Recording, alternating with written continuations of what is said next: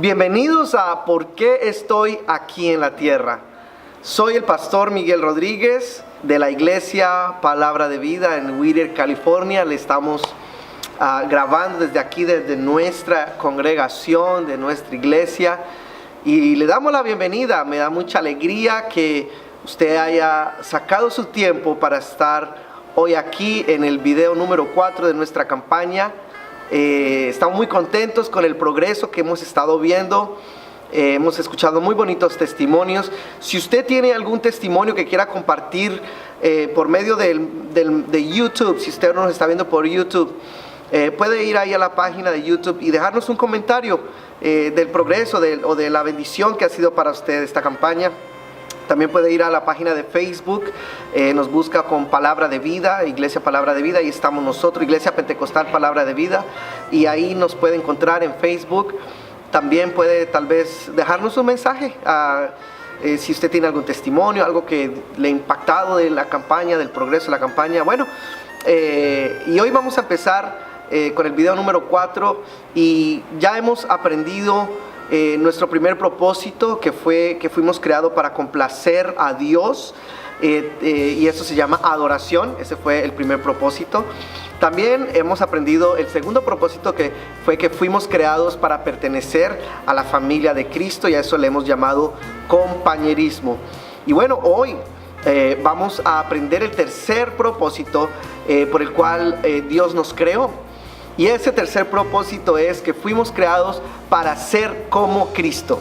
A ese propósito le hemos llamado discipulado. Fuimos creados para ser como Cristo.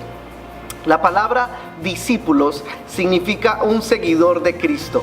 En Romanos 8:29 la palabra de Dios nos enseña: pues Dios conoció a los suyos de antemano y los eligió para que llegaran a ser como su Hijo, a fin de que su Hijo fuera el primogénito de muchos hermanos.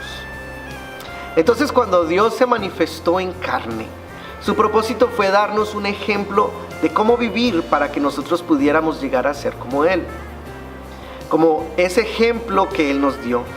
Ahora queremos ser muy claros en esto, de que no es que nosotros nos vamos a convertir en dioses o en ser dioses pequeños, porque si nosotros pudiéramos ser dioses, pues nos solucionaríamos nuestros propios problemas.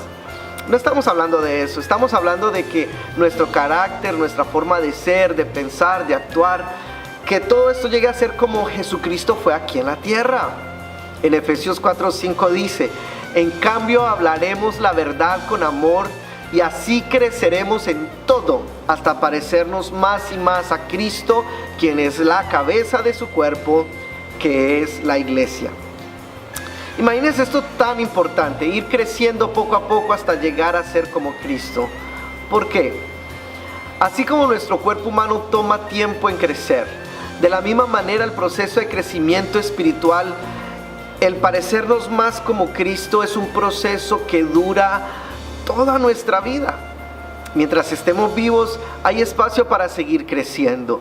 El Señor usa la palabra de Dios para este proceso. Él nos dice que la Biblia es nuestra agua, nuestra leche, nuestro pan, nuestra carne, nuestra miel espiritual. Así dice, es el alimento del alma. Y así como se compara en la Biblia el alimento de nuestra vida espiritual, entonces sin alimentarnos de la palabra de Dios, nunca podremos llegar a ser como Cristo. Necesitamos leerla, estudiarla y practicarla. No podemos nosotros pensar como Cristo, amar como Cristo, vivir como Cristo, dar como Cristo. No podemos hacer nada como Cristo si no oímos su palabra o leemos su palabra. Entonces, por eso Dios usa la Biblia para enseñarnos cómo es que Él piensa, y Él usa la Biblia para poder moldear nuestro ser. También Dios usa las personas.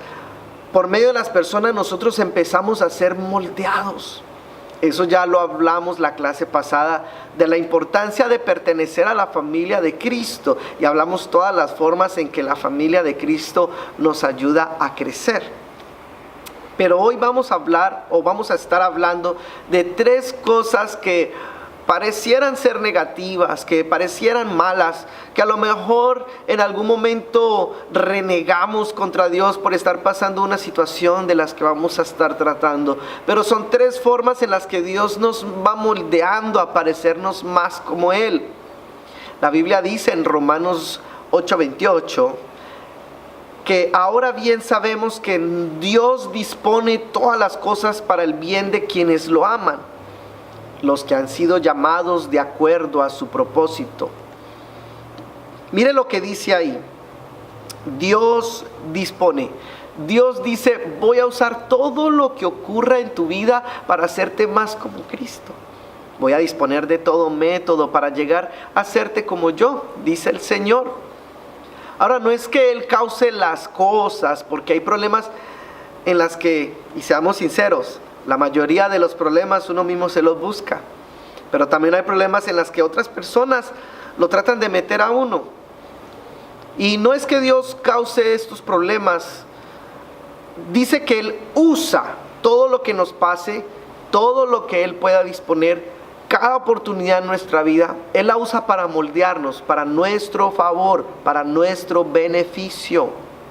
Incluso las cosas malas, las tragedias, los momentos difíciles, no importa en sí la fuente de dónde provienen las cosas, pero si algo está llegando a su vida, lo que sea que esté llegando, sea bueno, sea malo, Dios lo va a usar. Dios va a usar estas situaciones para nuestro favor, para ayudarnos a crecer y a llegar a ser más como Él. Entonces vamos a hablar la primera de estas cosas que parecen negativas, pero Dios las usa para nuestro bien. Dios usa, y escriba ahí en blanco en sus notas, Dios usa los problemas para ayudarnos a confiar en Él. Escriban sus notas, Dios usa los problemas para ayudarnos a confiar en Él. Problemas, confiar. Romanos 5, 3 al 4 dice, también nos alegramos al enfrentar problemas, pruebas y dificultades, porque sabemos que nos ayudan a desarrollar resistencia, y la resistencia desarrolla firmeza de carácter, y el carácter fortalece nuestra esperanza segura de salvación. Qué tremendo este versículo. Las pruebas, los momentos difíciles, las dificultades, Dios las usa para hacernos firmes de carácter, para fortalecernos, para asegurar nuestra salvación. ¿Sabe por qué? Porque Dios está más interesado en quien tú eres que en lo que tú puedes hacer.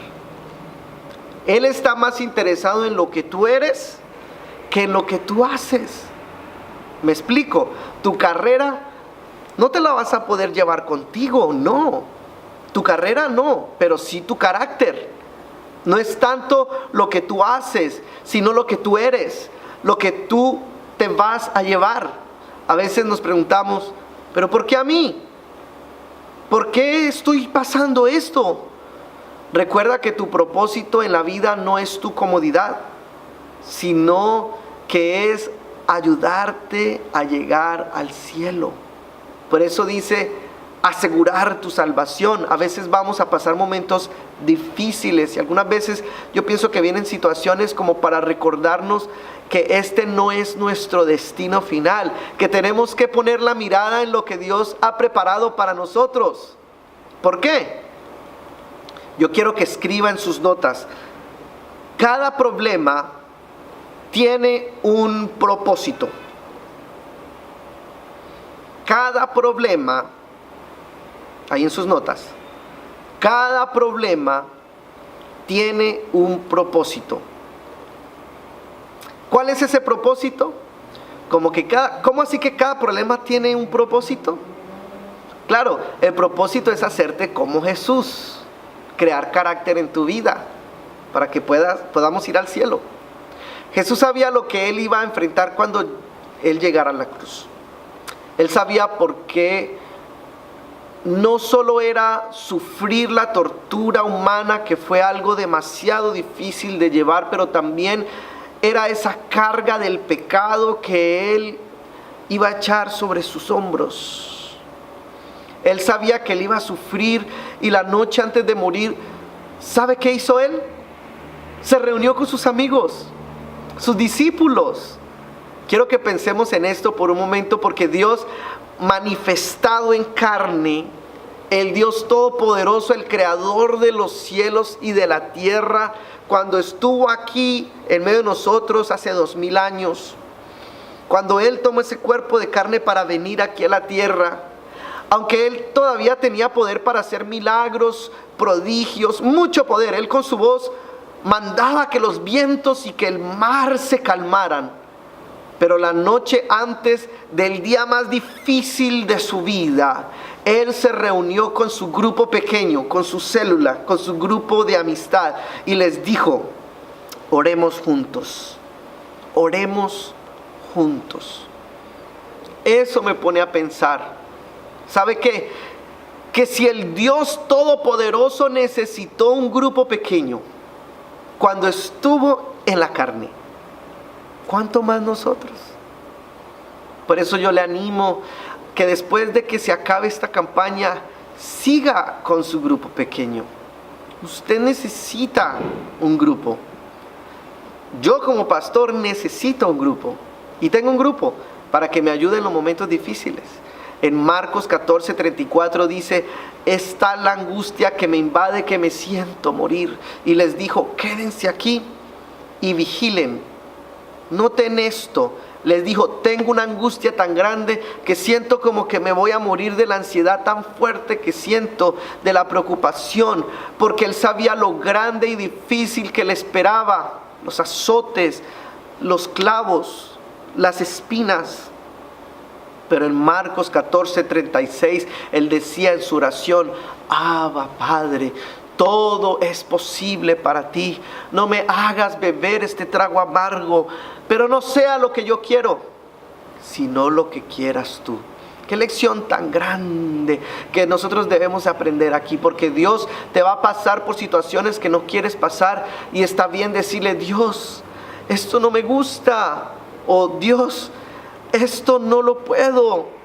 Está bien decirle al Señor: Señor, yo no sé qué hacer, es muy difícil, pásame esto pronto. Y le podemos decir esto, pero aprendamos como el Señor continuó su oración, y Él dijo: ¿sabe qué, Señor?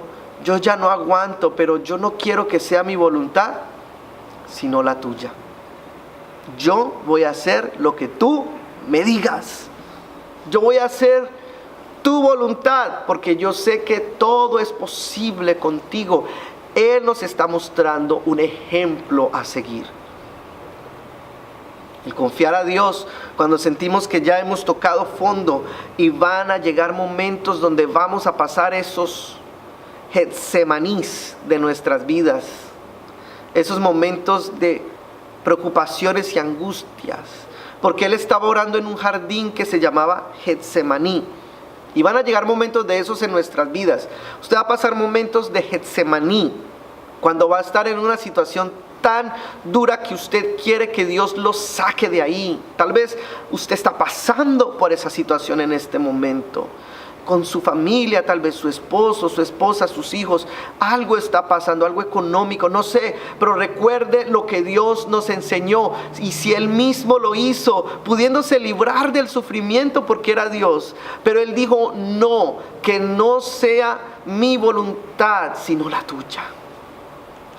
Igual nosotros debemos decir: que no sea mi voluntad, Señor, sino la tuya. Segunda de Corintios 4:17 dice: pues los sufrimientos ligeros y efímeros que ahora padecemos producen una gloria eterna que vale muchísimo más que todo el sufrimiento. Dios dice aquí que lo que estamos atravesando no va a durar para siempre, y que compararlo con el gozo eterno que nos espera en el cielo no se puede comparar. Porque por muchos años que usted esté pasando una prueba, un sufrimiento, comparado a la eternidad, no se puede comparar. Lo que nos espera es algo mucho más grande. Esta vida es así, la eternidad es así. Bueno, Dios usa los problemas para moldearnos. Ahora vamos a hablar de otro. Dios usa la tentación. Escriban sus notas. Dios usa la tentación para enseñarnos ¿para enseñarnos a qué? A obedecerle a Él. ¿Cómo la ve? Dios usa la tentación para enseñarnos a obedecerle a Él. Ahora expliquemos bien esto. Dios no causa la tentación. La Biblia dice que nuestra carne y nuestra debilidad es la que atrae esas tentaciones. El diablo sabe cuál es mi debilidad y trata de atacarme por esa debilidad. Pero lo que yo estoy queriéndole decir hoy es que Dios mira qué obedientes vamos a ser frente a la situación y frente a la tentación. Cada tentación es una oportunidad para crecer, para obedecer, para que nuestro carácter crezca. Las pruebas son situaciones difíciles que nos acercan a Dios. Las tentaciones las usa el diablo para alejarnos de Dios. Ahí está la diferencia. Hay veces que pasamos pruebas cuando Dios prueba nuestra fe y prueba nuestro amor. Son pruebas que son momentos difíciles que a la misma vez nos acercan a Dios. Por decir los problemas que estábamos hablando antes. Ahorita estamos hablando de las tentaciones. Las tentaciones son cosas que el diablo usa para alejarnos de Dios. Y aún así, Dios usa eso porque Él mira cómo nos comportamos frente a la prueba. Vamos a ver ahí en Mateo 4:1. Mateo 4:1 dice: luego el Espíritu llevó a Jesús al desierto para que ahí lo tentara el diablo. ¿Sí ve? El diablo fue el que lo tentó, pero el Espíritu de Dios estaba ahí en esta situación. En Hebreos 4:15, vamos a ver lo que dice. Nuestro sumo sacerdote comprende nuestras debilidades porque enfrentó todas y cada una de las pruebas que enfrentamos nosotros. Sin embargo, Él nunca pecó. Todas las tentaciones que nosotros estemos pasando, Cristo ya las pasó. Y es aquí también donde se nos enseña algo, de que Él comprende qué tan fuerte es su tentación, porque Él ya la pasó. De pronto alguien pensará, no, es que Él era Dios, pero también era 100% hombre y sufría igual que nosotros y sufría la tentación igual que nosotros, porque Él era 100% hombre. Y ahí en esa carne, en ese cuerpo, Él ya venció la tentación y la venció para darnos el ejemplo a nosotros de que nosotros también podemos vencerla. Aquí aprendemos algo muy importante. No es pecado sentir pecado. ¿Escuchó? Aquí dice en Hebreos 4 de que nuestro Dios fue tentado en todo, pero sin pecado. Entonces el sentir pecado no es pecado. El Señor sintió la tentación. No se sienta mal porque usted está siendo tentado, como que fuera su culpa. No, eso no es el pecado. El pecado es dejarse vencer de la tentación. El pecado es lo que usted hace cuando se deja vencer de la tentación. Martin Luther lo puso de la siguiente manera. Él decía: yo no puedo evitar que los pájaros vuelen sobre mi cabeza, pero sí puedo evitar que no hagan nido en mi cabeza. Usted va a tener pájaros que vuelan sobre su cabeza, pero si le hacen nido, eso ya es culpa suya. Otra cosa muy importante que aprendemos aquí con este versículo es recordar de que todos somos tentados. Mire, él dice tentados como todos.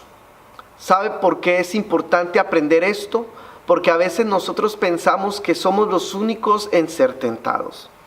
Y que si alguien se da cuenta de nuestras tentaciones, vamos a pensar que somos lo peor. O la gente va a pensar que somos sucios. Y así pensamos nosotros. ¿Y sabe qué? El diablo es el que también nos engaña de esa manera para que nos guardemos y nos callemos todas esas cosas y no le digamos a nadie. Pero ¿sabe qué? Es importante saber que todos somos tentados. A veces tenemos diferentes tentaciones, pero todos somos tentados de alguna manera o de otra. Y lo importante es que lo que haces tú cuando eres tentado. Lo importante es a quién escoges, a quién eliges, qué decides hacer. Cuando viene la tentación, entonces ahí está la prueba. ¿Obedezco al Señor o me dejo vencer? Pero es su decisión. Vamos a leer 1 Corintios 10:13. Ahí dice: las tentaciones que enfrenten en su vida no son distintas a las que otros atraviesan, y Dios es fiel. Y no permitirá que la tentación sea mayor de lo que podamos soportar. Cuando sean tentados, Él les mostrará una salida para que puedan resistir. Mire, tan importante, Él muestra la salida. Otro punto muy importante es ese: no solo de que todos somos tentados, que no se sienta mal, que todo ser humano en la tierra es tentado, pero aquí hay otro punto, que es nuestra decisión caer en la tentación o no. Porque el Señor dice que no nos va a dar una tentación que no podamos soportar. Entonces, si algún día usted se enfrenta a una tentación y dice: esto es muy duro y yo no puedo, no, usted sí puede. Él no le va a dar una tentación que usted no pueda soportar. Sí puede. Es que es muy fuerte la tentación, diría alguien, y yo no puedo. Eso es mentira. Usted sí puede, porque Dios no le va a dar una tentación que no pueda soportar. Es más, Él dijo: si me amas, obedece mis mandamientos. Entonces cada tentación es una prueba. O amo a Dios y le obedezco, o me dejo vencer de la tentación. ¿Sí ven? Si me amas, guarda mis mandamientos. O me dejo vencer y desobedezco, o amo a Dios y le obedezco. Obediencia, esa es la palabra clave. Continuemos. Este tema es muy interesante. Mire, Cristo quiere moldearnos a ser más como Él. Y cada vez que usted elige obedecerle, en vez de dejarse vencer de la tentación, nuestro carácter se empieza a hacer más fuerte. Cuando yo me dejo vencer de la tentación, me debilito. Cuando yo empiezo a vencer la tentación, me voy haciendo más fuerte. Mi carácter comienza a ser más como el del Señor Jesucristo. Entonces repasemos aquí rápidamente. Dios usa los problemas, Él nos envía ciertas pruebas para moldearnos más como Él. El enemigo nos tira tentaciones, pero Dios usa esas tentaciones para parecernos más a Él. Y la última que vamos a hablar hoy es demasiado importante. Escuche bien. Dios usa las ofensas. Escriba ahí. Dios usa las ofensas para enseñarnos a perdonar. Ahí en sus notas. Dios usa las ofensas para enseñarnos a perdonar. Tremendo, ¿verdad? Entonces las pruebas son de Dios para acercarnos a Él. Las tentaciones son de parte del diablo para alejarnos de Él. Y las ofensas vienen de las personas para lastimarnos y desanimarnos. Yo volveré a repetir esto. Las pruebas son de Dios para acercarnos a Él. Las tentaciones son del diablo para alejarnos de Dios. Y las ofensas vienen de las personas para lastimarnos y desanimarnos. Esto ya proviene de las personas. Y nosotros, sabe que nosotros vivimos en un mundo malo. Está lleno de maldad y mentiras. Y mientras que haya maldad, van a haber personas malas que nos van a lastimar, que nos van a dañar, que nos van a despreciar, que nos van a engañar. Por eso el Señor nos enseña a orar de la siguiente manera. Vamos a ver Mateo 6:12. Ahí dice: y perdónanos nuestros pecados, así como hemos perdonado a los que pecan contra nosotros. Ahora, yo sé que esto es difícil de hacer, pero sin duda es el paso más importante para parecernos a Jesús. Porque implica que a lo mejor vamos a ser juzgados, atacados, abusados, a lo mejor se van a aprovechar de nosotros, nos va a doler, Pero déjeme decirle que esas cosas, aunque no son buenas, porque son malas y perversas, Dios odia ese mal. Dios odia cuando hay personas que lastiman y dañan a los demás. A Él le duele cuando esto sucede. Pero acuérdese que ni Él se libró del maltrato de la gente, ni Él se libró de la burla de la gente. Leamos en Mateo 27:44 y mire cómo dice, empezando desde el versículo 39, dice: los que pasaban lo insultaban meneando la cabeza. De esta manera también los principales sacerdotes. ¿Quiénes se burlaban de Él? Los que pasaban, los principales sacerdotes, los escribas, los fariseos, los ancianos se burlaban de Él, personas importantes. Más adelante el versículo 42 dice que Él decía, o que le decían a Él, perdón, a otros salvó, pero a sí mismo no se puede salvar. Si es el Rey de Israel, que descienda ahora de la cruz y creeremos en Él. Y lo decían burlándose. En el versículo 44 dice: del mismo modo lo insultaban los ladrones que habían sido crucificados con Él.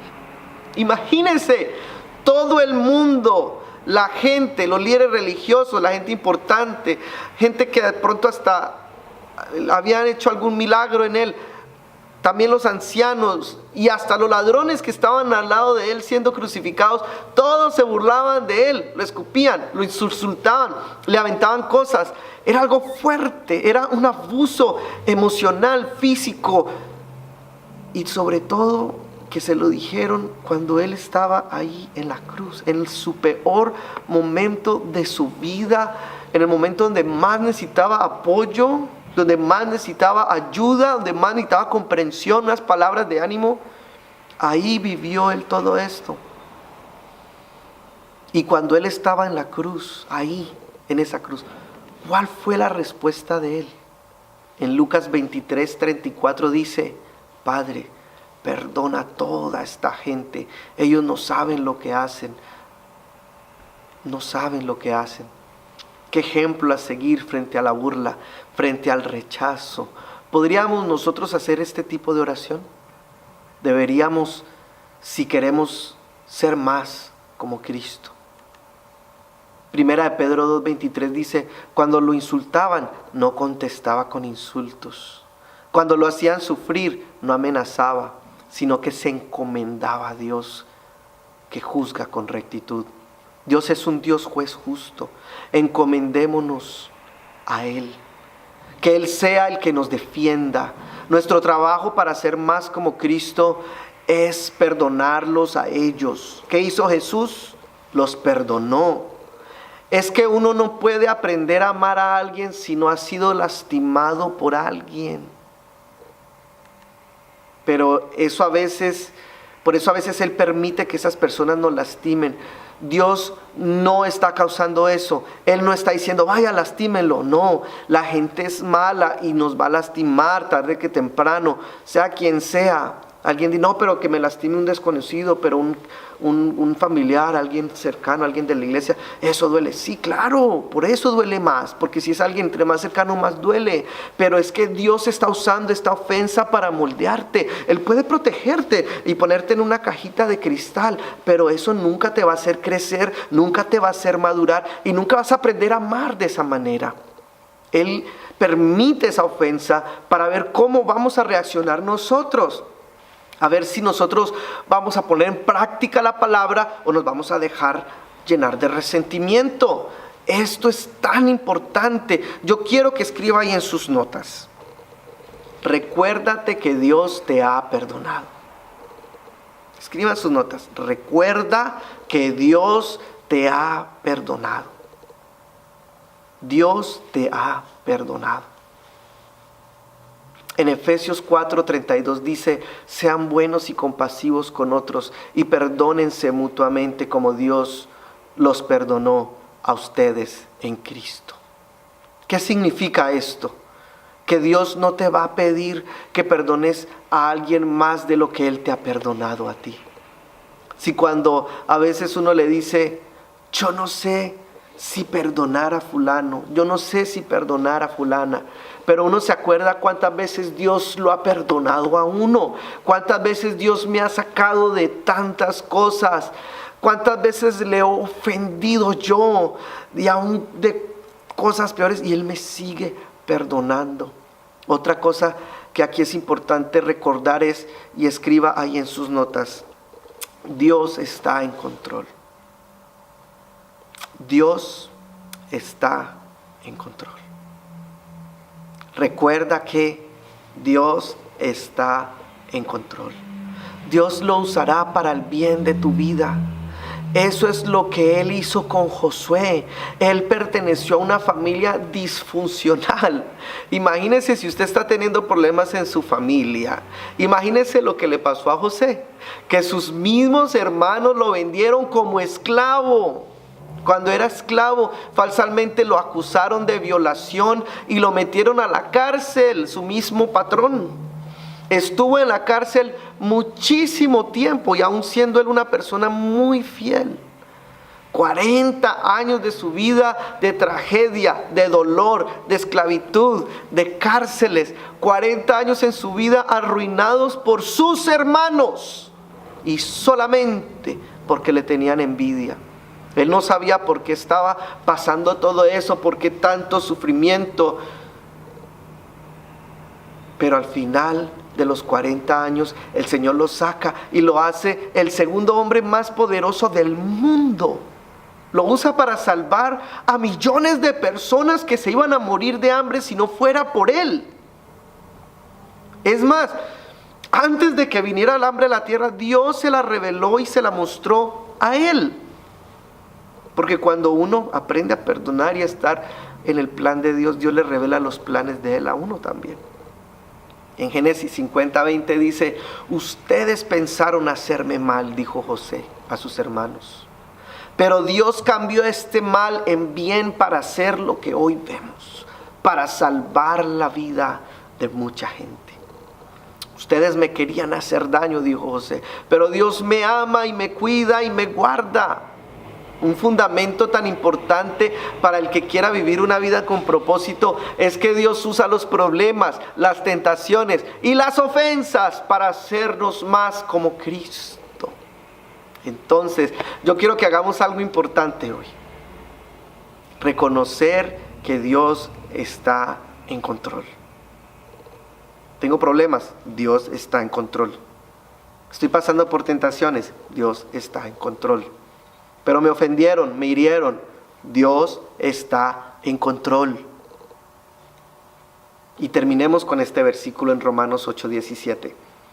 Y puesto que somos sus hijos, también tendremos parte en la herencia que Dios nos ha prometido, la cual compartiremos con Cristo, puesto que sufrimos con Él, para también estar con Él en su gloria.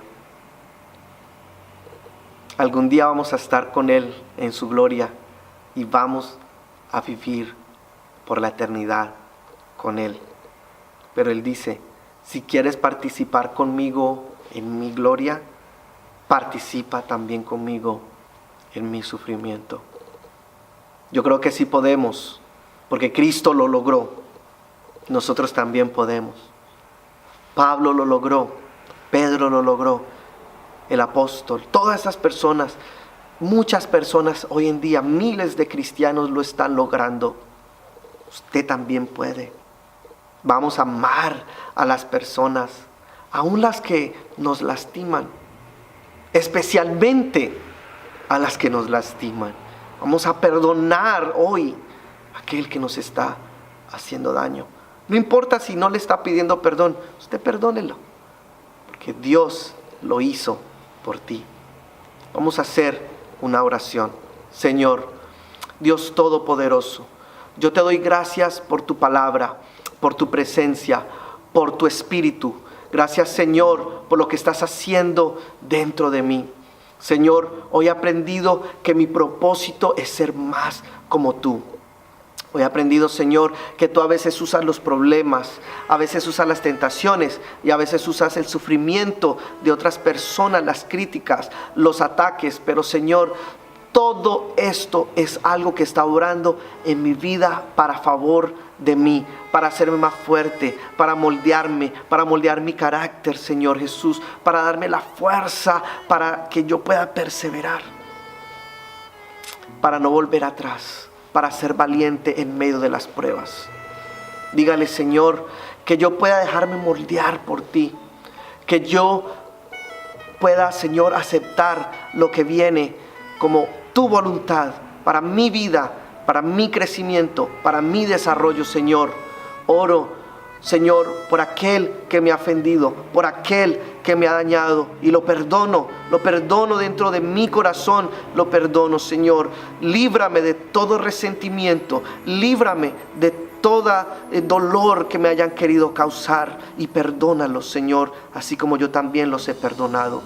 Señor Jesús, enséñame a amar a todos, tanto a los que me hacen bien como a los que me han dañado. Enséñame, Señor, que yo pueda sentir tu amor, el amor que tú sentiste en la cruz del Calvario por mí, que he pecado. Señor Jesús, hoy te pido y hoy te ruego que bendiga las vidas de las personas que están en los hogares, de las personas que han venido hoy a escuchar este mensaje, Señor Jesús, ahí en su hogar o donde ellos se encuentren, en el trabajo, en donde sea, Señor, bendígalos, ayúdalos, fortalézcalos, Señor Jesús. En este momento, Señor Jesús, te pido, Señor Jesús, que bendiga sus vidas y nos ayudes a seguir aprendiendo el significado para qué estamos aquí en la tierra, en el nombre poderoso del Señor Jesucristo. Amén. Gloria a Dios, gloria a Dios. Qué bueno que estuvieron aquí. Yo sé que alguien aquí hoy está siendo liberado, alguien aquí hoy está siendo bendecido. Yo sé que alguien aquí una carga pesada se le quitó de sus hombros. Ese es el propósito de esto. Una vez más, deseamos lo mejor para su vida. Si usted todavía no nos ha acompañado en nuestra iglesia, no sabe de lo que se está perdiendo, lo invitamos. Este domingo vamos a tener servicio a la 1:30 de la tarde. Y si usted no nos puede acompañar, pues esperamos a que usted siga asistiendo a los grupos, a la célula o grupos vida, como le llamamos nosotros. La próxima semana seguiremos con el siguiente tema, con esta tremenda y hermosa serie, ¿para qué estoy aquí en la tierra? Yo soy el pastor Miguel Rodríguez, estoy para servirle, le amo en el amor del Señor, y que el Señor le siga bendiciendo grandemente. Hasta la próxima.